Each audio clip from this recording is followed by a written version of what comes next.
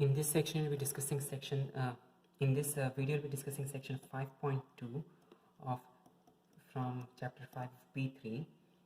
And in this, before we start the topic, let's continue with a discussion back from our previous video. In a previous video, we noticed that y equals 2 raised to x. If y equals 2 raised to x is sketched this way, in that case y equals 3 raised to x is going to be higher than that, where x is positive, or on the side where it is increasing exponentially.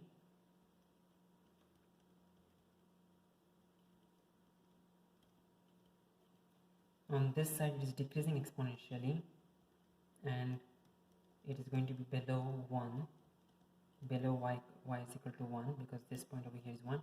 All values over here are all points on this sides of the curve are going to have a y values less than 1. Now if we use differentiation and find the gradient of this curve, so you notice that for y equals 2 raised to x, okay, y equals 2 raised to x, the derivative of this function dy by dx is for y equals 2 raised to x, the derivative function dy by dx is given by 0.693 into 2 raised to x.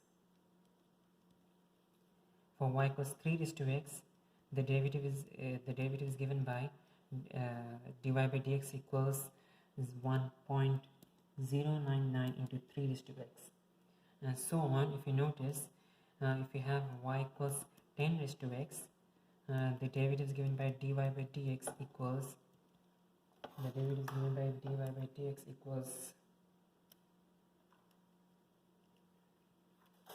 2.303 into 10 raised to x.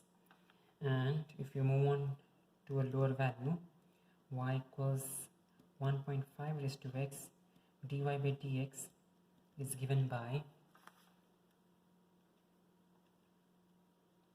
0.405 into 1.5 raised to x. Now notice that your functions over here and the constant that is getting multiplied with, the constants are increasing. Okay, so for y equals 1.5 raised to x, the 1.5 raised to x is going to be a part of the derivative function, but you still have a constant over here, 0.405. y equals 2 raised to x is 0.693 into 2 raised to x. 3 raised to x, you have 3 raised to x and multiplied by 1.099 for the derivative function, and for 10 raised to x, you have 10 raised to x and 2.303. And this constant that you see over here is increasing down the line as the base over here increases, so does the constant over here increases. So you have 0.405, you have 0.693, you have 1.099, and move on to 2.303 when the base is 10. Now notice that definitely between 0.693 and 1.099, we are going to have a function such that its dy by dx is going to be exactly 1 into the function itself. Okay, so 0.405, if 1.5 decreases, the 0.405 constant is going to decrease. And on this side, if 10 increases, the constant over here 2.303 is going to increase. But in between 2 and 3, we can see that according to the pattern over here, between 0.693 and 1.099, there is definitely going to be a function y equals something raised to x, for which the dy by dx function is going to be exactly 1 into that function raised to x. Now this number that you're talking about, the base over here, is given a special name or a special variable. We use the variable e to denote this number. Okay, the variable e is used to denote this number, and this function y equals e raised to x has got a derivative exactly 1 into e raised to x. There is no other function for which the derivative is the same as the original function itself. Okay, if you notice over here, any of the other exponential functions, they do have a constant multiplied to it which is not equal to 1, and any of the quadratic, cubic, quartic or linear functions, none of the functions have a derivative equal to the function itself. It's only y equals e raised to x which has derivative equal to the function itself. Y is equal to, if y is equal to e raised to x, and that is dy by dx is also equal to e raised to x. Now if y is equal to e raised to x, dy by dx is equal to e raised to x, and this number is a special number which is called e. If you use a calculator, in that case you can find that this number is equal to approximately 2.7182818. Now e is similar to pi in the sense that pi and e are both irrational numbers. You cannot express e as a fraction, which is the definition for rational numbers. All rational numbers can be expressed as fractions, but pi and e cannot be expressed as fractions. E has got a non-repeating decimal recurring decimal. There is no pattern in the decimal expansion of this particular irrational number, and so E is called E is irrational. And the point from this section that you need to know is the fact that if y is equal to e raised to x, in that case dy by dx is equal to e raised to x. On this graph, if you want to draw the graph of y equals e raised to x, it is going to be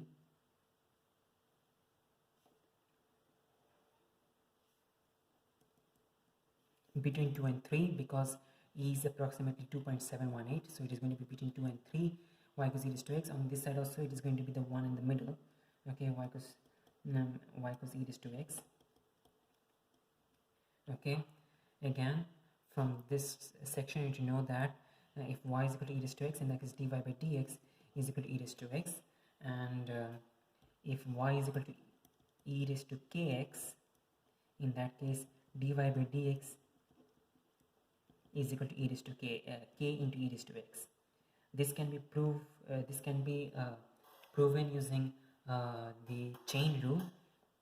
And this can be proven using the chain rule, but chain rule will be discussed in chapter 6, differentiation. For the time being, we will be just accepting this rule as it is here. Again, to summarize, if y is equal to e raised to x, dy by dx is equal to e raised to x. If y is equal to e raised to kx, in that case dy by dx is equal to k into e raised to x. So if our function is y equals e raised to minus half x, in that case dy by dx is going to be equal to minus half into e raised to minus half x. Okay, if y is equal to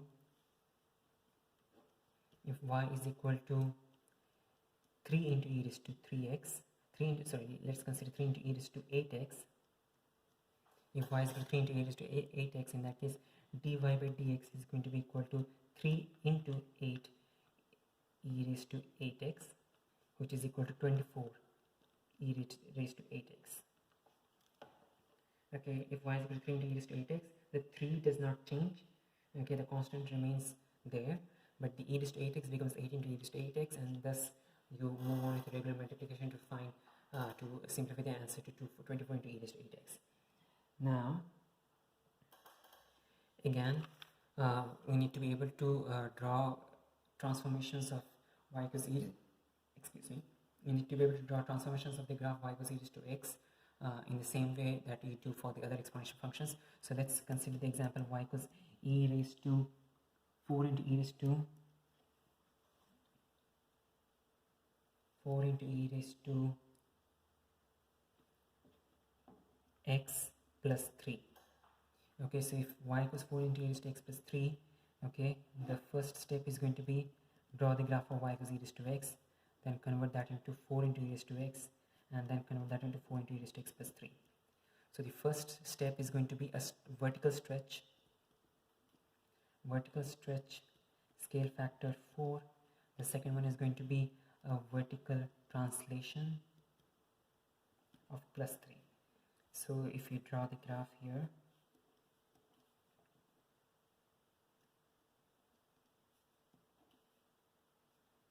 we get y equals e raised to x. Vertical stretch of scale factor 4 means this graph is also going to pass through 1, just like all the other exponential graphs that we discussed in the previous section. So y equals e raised to x, this graph gets expanded by a scale factor of 4. The asymptote remains the same.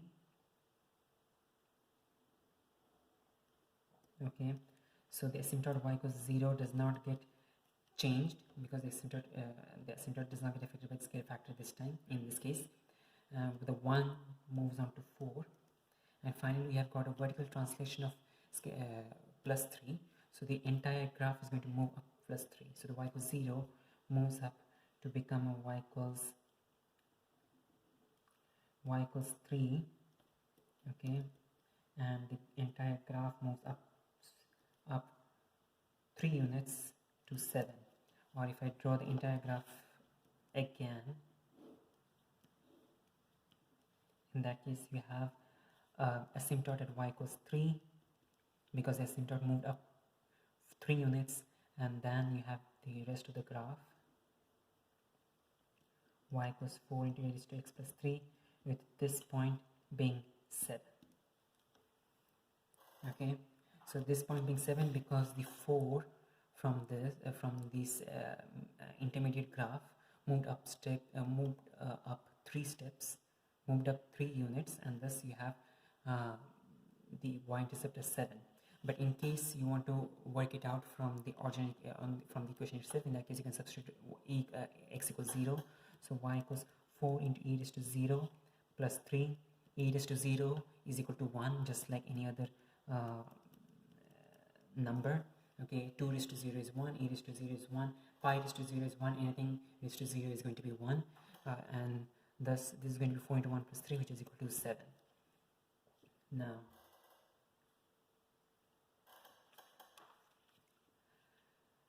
we can also have, let's consider another example, y equals 10 into e raised to minus x. Okay, this graph, y equals 10 into e raised to minus x, we can start from the graph y equals e raised to x, and then convert this to e raised to minus x, and then do 10 into e raised to minus x. So now notice that this e raised to x, if fx is equal to e raised to x, in that case e raised to minus x is equal to f of minus x. E raised to minus x is equal to f of minus x. Okay, and so that is basically a horizontal stretch of scale factor 1, or in other words, it's going to be a horizontal flip. Okay, and the second stage is simply a vertical stretch of scale factor 10. Okay, so again, we have this graph here. The original graph is y equals e raised to x, which passes through 1. The entire graph gets flipped in the first transformation. The first transformation flips the entire graph. So this is y equals e raised to minus x. And then the next stage is to vertically stretch the graph by scale factor of 10. So the asymptote does not get stretched. The asymptote remains at the same place, y equals 0, and the graph gets stretched to become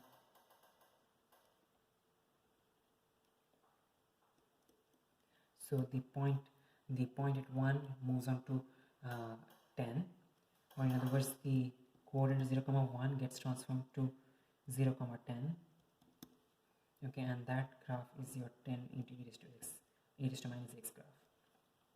Now notice the graphs which increase as x increases are called exponential growth graphs. Okay, because they are growing exponentially. Okay, this is going to be common for any positive value of the base. If a is greater than 1, in that case the graphs always move upwards, and these graphs are called exponential growth graphs. They can be used for modeling exponential growth, and if a is less than 1, in that case these are called exponential decay graphs. These graphs over here also exponential decay graphs, because the graphs are the y values are decreasing with increasing x value. As x is increasing, y continues to decrease exponentially, and thus these are exponential decay graphs. And these graphs are often encountered frequently in sciences and engineering, and we'll be coming across examples of this graph in physics unit 5.